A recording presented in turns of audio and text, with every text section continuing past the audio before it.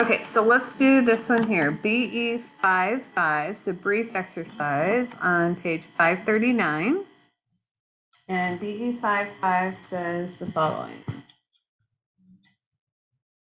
From the information in BE 54, prepare the journal entries to record these transactions on McLena Company's books under a perpetual inventory system. Okay, so we're going to go back up to BE 54.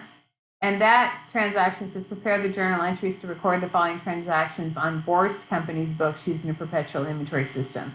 But we're doing BE 55, so we're McLena Company. We have to read each transaction and find out what's happening for McLena Company. All right, so A. On March 2nd, Borst Company sold $800 of merchandise to McLena Company on account. Terms 2/10 and 30. The cost of the merchandise sold was $540,000. Now, as the buyer, you're not going to know how much the goods cost, okay? They're only giving you the cost of the goods here because this problem is written for the seller. Because if you were the buyer and you paid $800,000 and you know that they only paid $540 for those goods, you'd be trying to get a better price. So what you are only looking for is the information from the buyer. So you're McLena Company. So Borst Company sold to McLena. So we're the buyer, we're McLena. Terms 2% 10, net 30. Cost of the merchandise, we don't care about that because we're the buyer. We only want to know what it was sold for, $800,000. So we're McLena. What did we get? We got inventory, right? So the date is March 2nd, and we got inventory. Inventory is an asset. Assets have a debit balance, so we need to debit inventory, $800,000 to make it go up. We didn't pay cash for it. It doesn't say pays or paid. It lists terms. It says 2/10, and 30. That means that we bought it on account, because the only way you can get terms is if you buy it on account to pay later, right? Or you sell on account to receive the money later. So we are going to credit accounts payable, $800,000. I can spell it. Accounts payable, $800,000.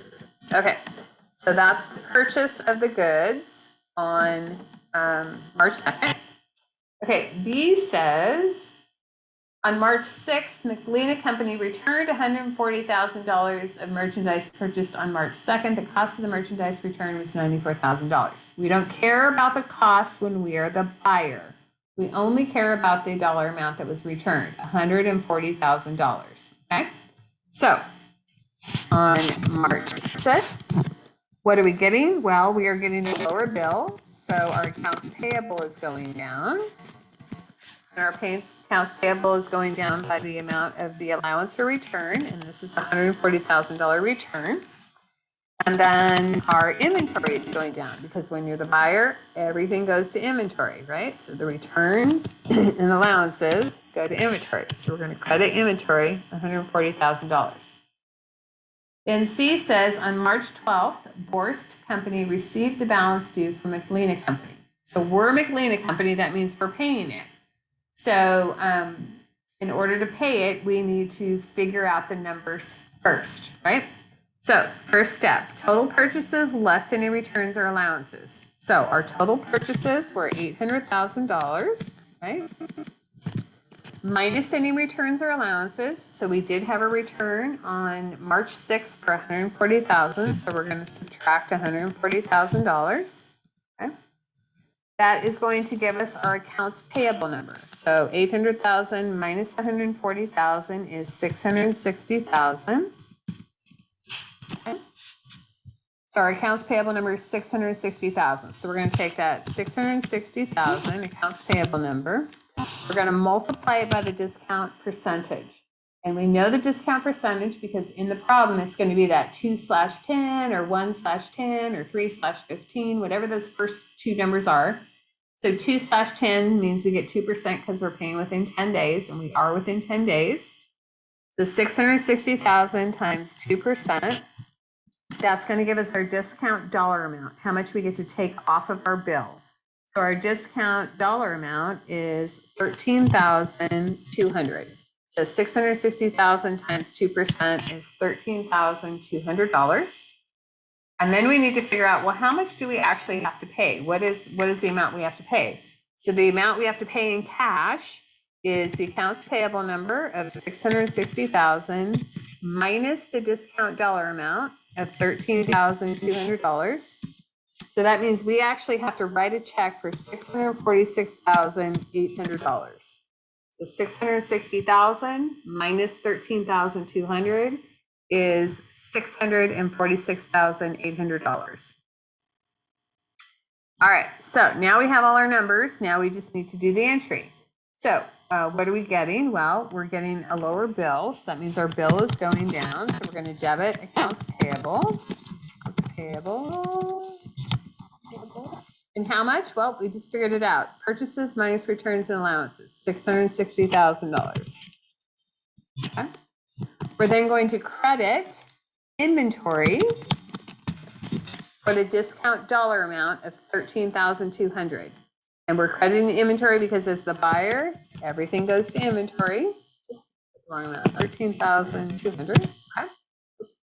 13,200. There we go. All right, and then we need to credit cash for the amount that we're paying because pays are paid, tells us the cash account we're paying, cash is going down. So the amount of cash is the accounts payable number minus the discount dollar amount, which we figured out is $646,800. So $646,800 is the cash amount. So that's the total of everything that is needed for the problem. Now, if we did not pay within the 10 days, I forgot to put the date there on that last one, it's March 12th.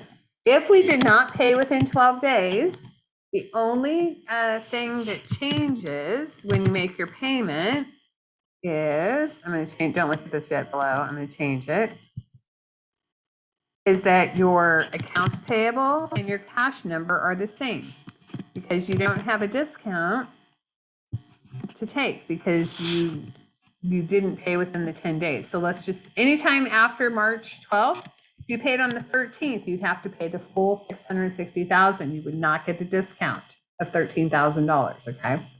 So if you can pay within the discount period, it can save your company a lot of money. And then you can take that $13,200 that you saved and buy more inventory or do other things with that money.